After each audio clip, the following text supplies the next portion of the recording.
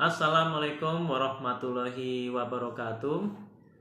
Sobat curhat sahabat, bertemu dengan saya lagi Randi Insaha, pegiat parenting dari Rumah Pintar Aisyah. Hari ini kita akan membahas tentang makna atau tujuan hidup kita itu apa ya. Kenapa kita bisa-bisanya hidup di dunia ini? Untuk apa sih sebenarnya Tuhan menciptakan kita, dan untuk apa kita diberi kesempatan untuk hidup di dunia ini? Sobat sekalian, dalam Quran surat Az-Zariyat ayat 56, Allah menciptakan jin dan manusia hanya semata-mata untuk beribadah kepada Allah gitu ya.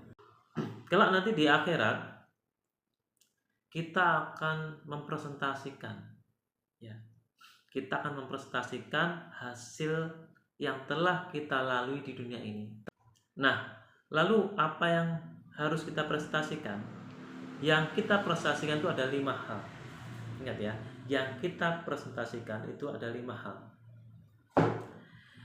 Yang pertama adalah nanti kita diminta untuk presentasi, menjelaskan ya, dari kita lahir sampai nanti kita meninggal, kita diminta untuk menjelaskan umur kita dihabiskan untuk apa. Umur usia kita dihabiskan untuk apa saja.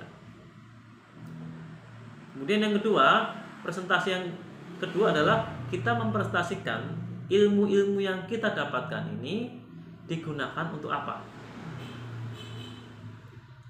Nah, hari ini sobat melihat tayangan YouTube saya, salah satu yang nanti akan saya presentasikan di depan Allah kelak di padang mahsyar adalah bahwa saya membagikan ilmu yang saya tahu kepada sobat semuanya. Semoga ilmu-ilmu yang mungkin sedikit atau mungkin nggak terlalu nggak terlalu penting bagi sobat gitu ya, tapi insya Allah semoga aja ada manfaatnya, dan semoga juga menjadi amal jariah bagi saya dan juga bagi keluarga saya. Amin amin ya rabbal alamin. Kemudian yang ketiga, kita akan mempresentasikan ya, harta kita itu bersumber dari mana. Harta kita itu diperoleh dari mana. Artinya adalah kita akan mempresentasikan apakah harta kita itu bersumber dari sumber yang halal atau harta kita nanti bersumber dari sumber yang haram. Itu yang akan kita presentasikan. Selanjutnya yang keempat adalah kita akan mempresentasikan harta kita itu digunakan untuk apa ya, untuk hal-hal yang baik, untuk berbagi kepada orang lain, menyenangkan orang lain, sedekah kepada keluarga, menghidupi anak istri, atau harta ini digunakan untuk hal yang mengarahkan kita untuk berbuat dosa. Kita akan menjelaskan itu. Kemudian yang kelima, kita akan ditanya dan kita akan menjelaskan lelah kita itu dihabiskan untuk apa sih? Kerja kita, fisik kita, rasa capek kita, rasa lelah kita habiskan untuk hal-hal yang seperti apa? Apakah kita habiskan untuk hal-hal yang sifatnya kebaikan, atau malah sebaliknya kita habiskan untuk hal-hal yang sia-sia ataupun hal-hal yang menjerumuskan kita dalam lubang-lubang dosa? Itu hal-hal yang akan kita jelaskan. Jadi ada 5 hal yang akan kita presentasikan di depan Allah, disaksikan oleh semua penduduk langit dan semua manusia yang ada di padang mahsyar itu. Pertama adalah usia kita habiskan untuk apa, ilmu kita habiskan untuk apa. Kemudian yang ketiga adalah harta kita bersumber dari mana, harta kita gunakan untuk apa, itu yang keempat. Dan yang kelima adalah lelah kita ya, letih kita habiskan untuk apa. Nah, sekarang gini sobat, ketika kita tahu bahwa nanti kita akan mempertanggungjawabkan 5 hal itu, kira-kira nih kita, atau mungkin saya mengajak sobat untuk merenung sejenak. merenung barang waktu 5 sampai 10 menit, kita merenung sejenak, kira-kira nih waktu kita selama ini, waktu kita dari kita mungkin lahir atau mungkin ketika kita sudah balik sampai detik ini, di usia kita yang mungkin ada yang sudah 20 tahun, ada yang sudah 30 tahun, ada yang mungkin sudah 40 tahun, bahkan ada yang 50 atau 60 tahun.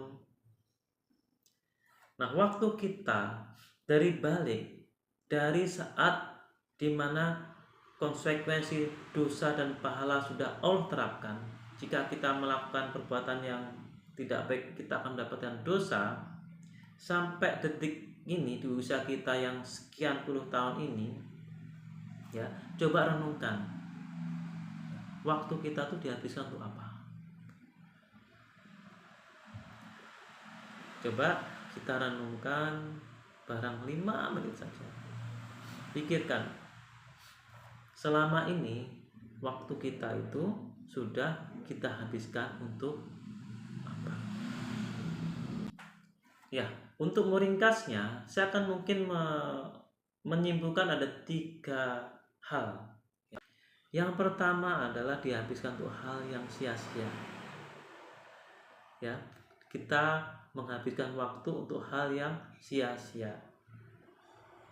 Misalnya, ya, kita pakai untuk bermain game, seharian kita bermain game.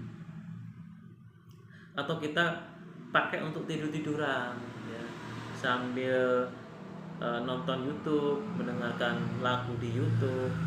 Seharian kita pakai untuk itu. Itu adalah menghabiskan waktu, ya, dengan perbuatan yang sia-sia. Atau yang kedua, kita habiskan tuh hal-hal yang sifatnya produktif. Apa itu perbuatan produktif? Ya.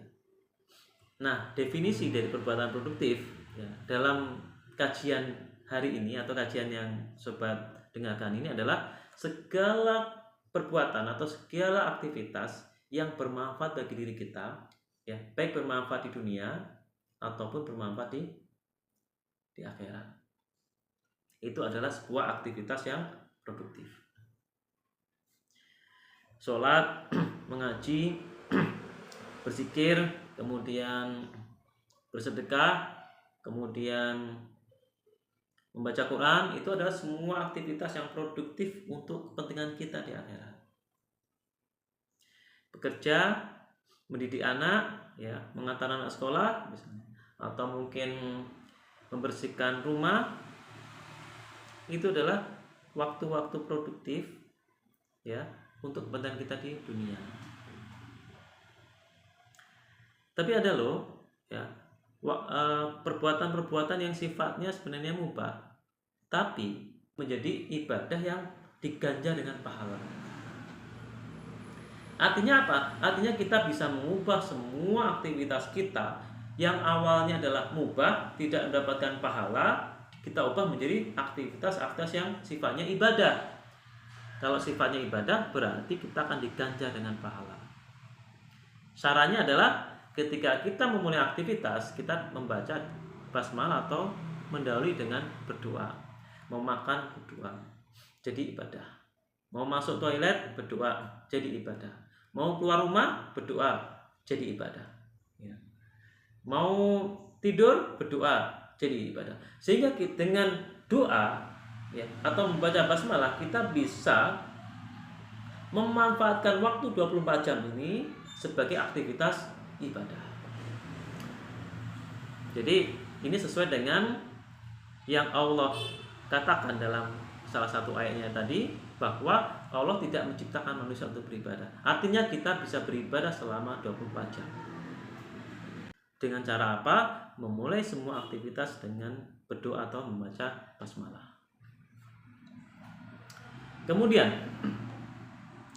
yang ketiga adalah kita habiskan waktu kita untuk perbuatan dosa. Kita habiskan waktu kita untuk perbuatan dosa. Misalnya, ya, mohon maaf ya, kumpul kebo.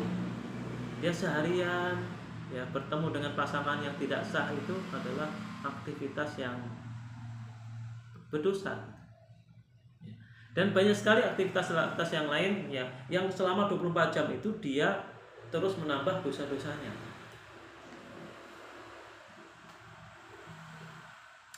Itu adalah 3 kondisi. 3 kondisi kita menghabiskan waktu untuk hal yang produktif, bermanfaat bagi diri kita di dunia dan di akhirat, hal-hal yang sifatnya sia-sia, dan hal-hal yang sifatnya adalah dosa. Nah sobat, ada 2 golongan ya, ada 2 golongan yang berbahaya nasibnya kelak di akhirat.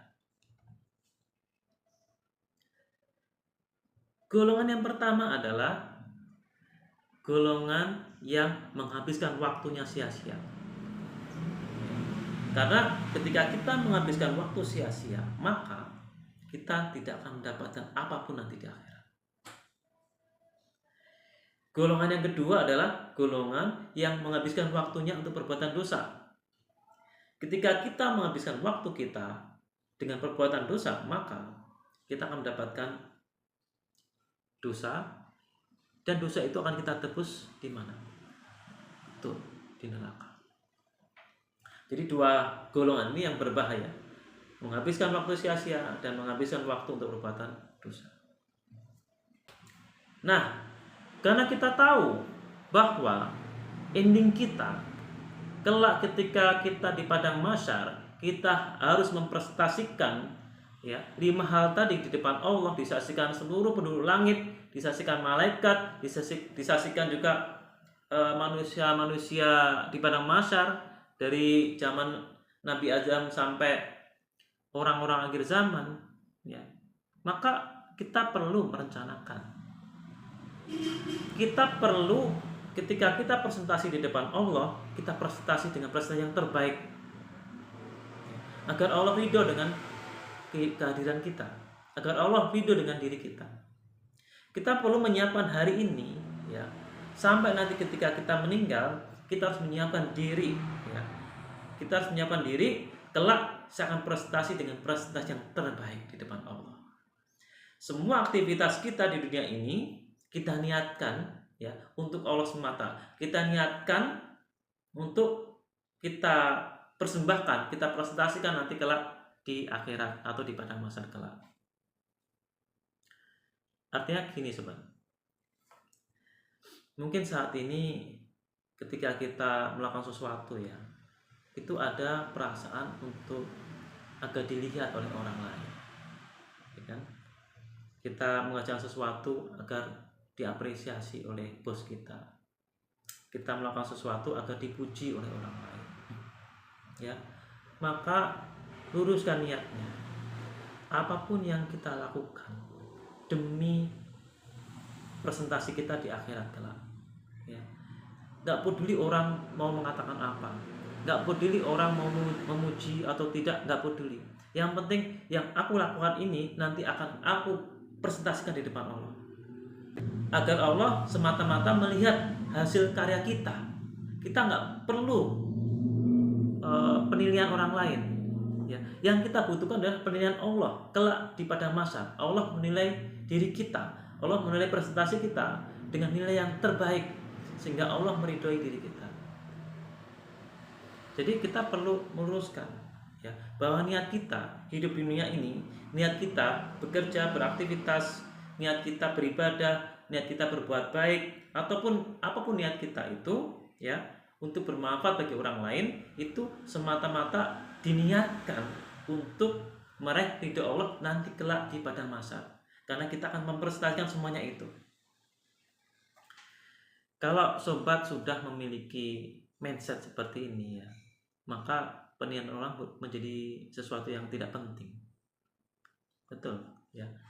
Kita melakukan hanya untuk di padang mahsyar.